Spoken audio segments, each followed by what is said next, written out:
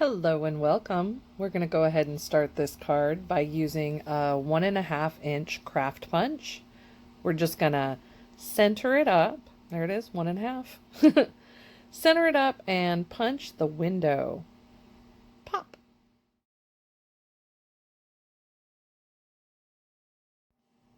Alrighty, it's time to get that stamped image on the inside of our card. Just trace the inside of the circle lightly with a pencil. Little difficult to see on the video, but it's there. And then go ahead and ink up your stamp and use that circle you just traced on the back to make sure that your image is centered right in the middle of that window.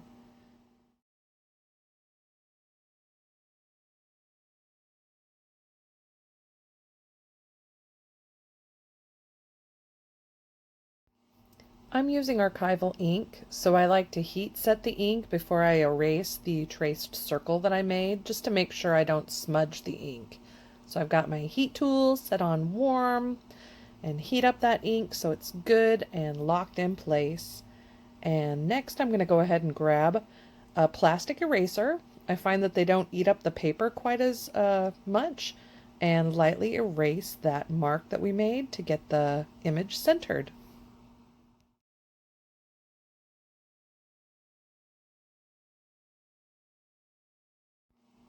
We can't forget to give him his little bamboo to chew on, so I just center that up with his paw, ink it, and then stamp the bamboo.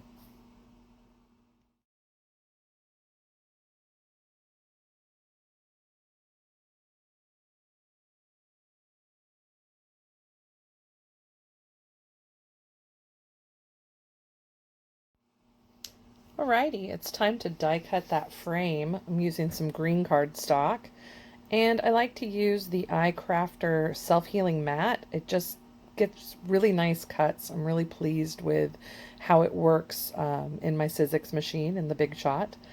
So as you see, I'm getting my little heart lined up so I can get the most cutting in one pass. Run it through the machine and run it back. And we have this really great cutout frame that we're going to use on our card.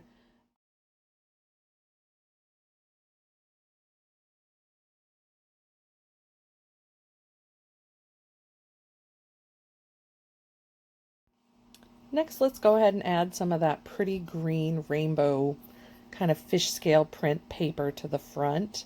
In order to get it to line up with our window that we already punched, bringing out that handy pencil again, we're going to trace it and use that trace mark to line it up in our 1.5 inch punch.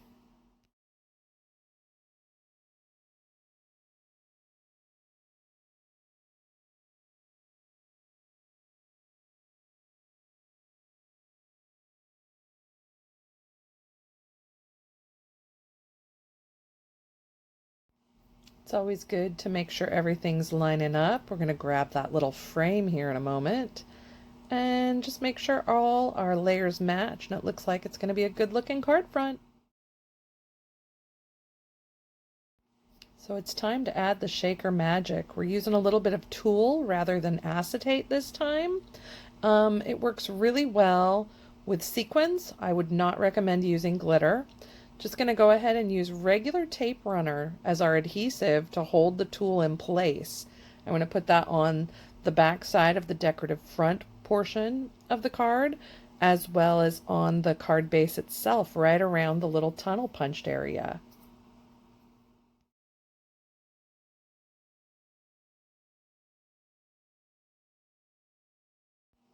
So right here I want to show that I put the adhesive a little too close to the edge, and it would be poking out from underneath that decorative paper on top.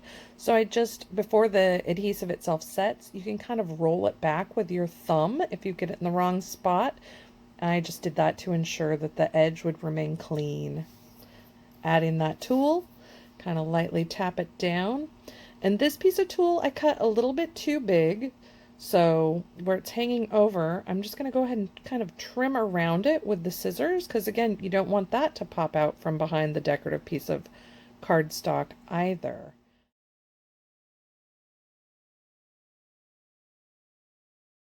And add more adhesive over the tool that we just placed on there to make sure we get it attached really, really firmly.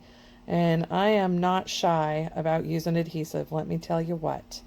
So I've got that front portion of the card good and ready to stick down, and then just trace around the opening there. Going to add some of the green sequins to give it something to shake around. Just careful to keep it right on top of the tool and not in your tape runner trail. And finally, add the front, and we should have a card that wants to wiggle around and shake. Those sequins are safely trapped in the netting there, and I notice that a little bit of the white is peeking through right there, but I just double check that frame's going to cover it up. Everything will be okay. Add a little glue to the back of your frame and you're good to go.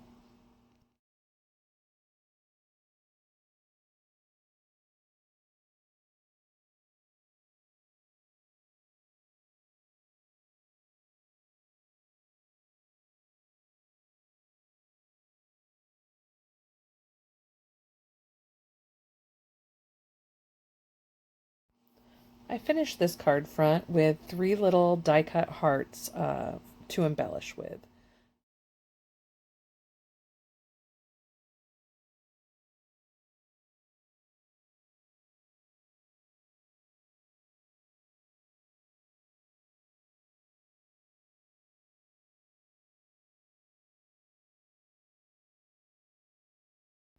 So I colored this koala using Prismacolor pencils, and the colors I used are warm gray 30%, French gray 30%, French gray 70%.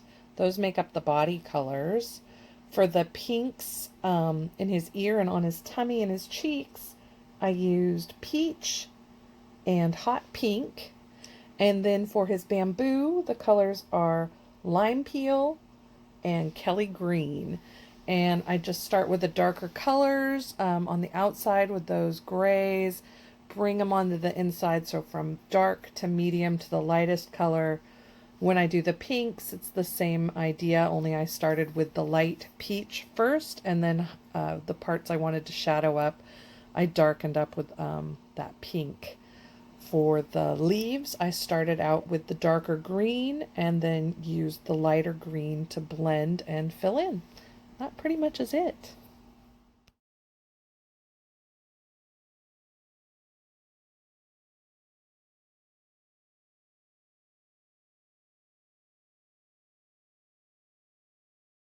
Well, thank you so much if you made it this far through the video. Our little koala card is cute, and I'm hoping to make tutorials for the other two. Thanks so much.